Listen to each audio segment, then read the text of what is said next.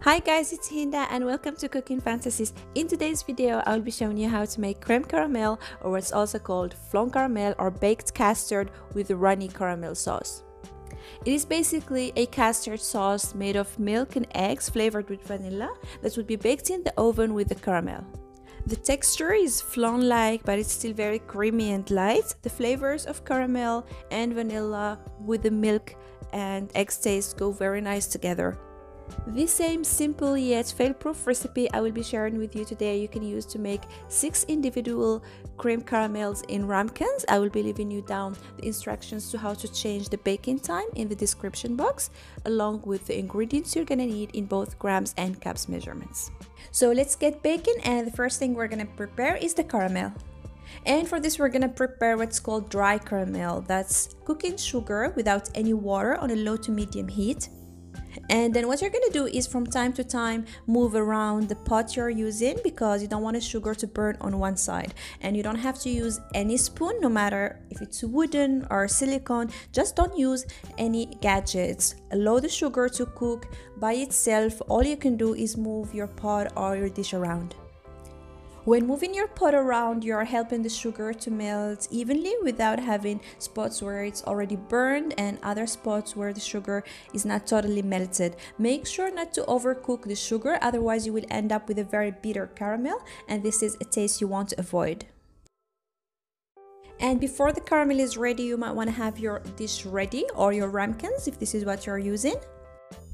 So as I said, make sure not to overcook it. As soon as you don't see any sugar grains anymore, remove it from the heat and pour it immediately on your cookware. Either you're using a ramekins or a big one, just pour it right away, because this caramel will immediately harden as soon as it's removed from the heat. So you want to be quick and do it right away. And just try to do it as even as possible. Make sure that it's evenly spread. And you can also help by moving your ramekins or your dishware around. So that was it with the caramel part. Now leave it on the side and let's prepare the custard. You basically here have two options, either to warm the whole quantity of milk you are using in the recipe or just part of it. We just need the cream to be a little bit warm, because this will allow the vanilla to infuse better and also the sugar to melt faster and easier. So I put some milk to warm, to which I will be adding some vanilla grains and also the whole vanilla bean, because this also contains a lot of flavor. If you don't have a vanilla bean, you can also use vanilla extract, vanilla sugar, or any vanilla flavor you usually use in your baking. So the best thing or the most effective way to do this is to cut the vanilla bean in the middle lengthwise, and then use the same knife blade to kind of scrape off all the little grains. Try to get as much of them as possible before you place them in the milk. And while the milk is simmering, we will be preparing the eggs and the sugar. So break the eggs, add the sugar to them, and I will also be adding some vanilla sugar because I like its aroma. It's just different to the vanilla flavor in a way. And whisk everything together using just your hands.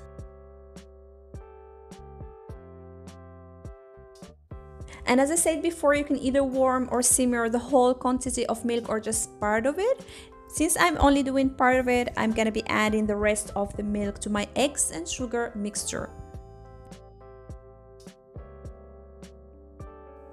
And as soon as the vanilla milk starts simmering, remove it from the heat and add it also to the mixture while continuously whisking. And you want to make sure to get all the little vanilla grains, because they tend to stick to the bottom and the sides of the pot.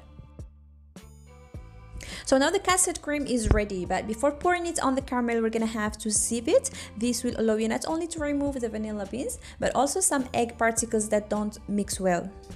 And this will allow you to have at the end a very creamy and homogenic texture. And you're gonna have to do this step whether you're using this big dishware or little ramekins. Don't hesitate to reuse the vanilla beans. You just have to soak them in some water, then rinse them thoroughly and place them in the freezer for some time. Then you can take them out and put them in the container, well-closed container with some sugar, and then you're gonna have some vanilla infused sugar. For the baking part, the oven must be preheated to 180 degrees Celsius, that's 357 degrees Fahrenheit. And we're gonna bake the cream in a bain-marie or a hot water bath. Place your bakingware or ramekins in a bigger tray or whatever you have practical in the kitchen, and then fill it with hot water. I'm just closing it with a lid here because I want to make sure that no water gets into it, which I will be removing afterwards. There is no right or wrong amount of water, but at least the half of the cream should be underwater. And then place it in the oven to bake for 35 minutes. If you are using individual ramekins, you're gonna take you 25 minutes.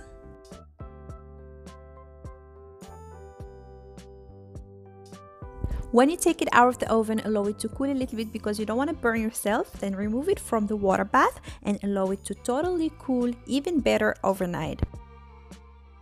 I also allowed mine to cool overnight. I actually placed it in the fridge after it was totally cool, and I'm only unmolding it in the next morning. Use a knife as thin as possible and carefully run it around the mold.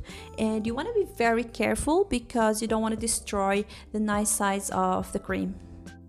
And then in one go, flip the cream, and be careful, the caramel is runny, so you want to make sure that you are using the appropriate dish.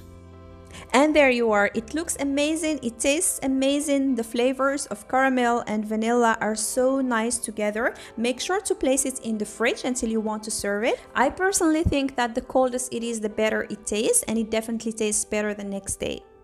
You can serve it with a fruit salad or just one kind of fruit like strawberries. You can serve it with nuts or whatever you prefer to, and you can also serve it just by its own. It tastes amazing, it's very light, it's the perfect dessert after a nice family meal or just a snack.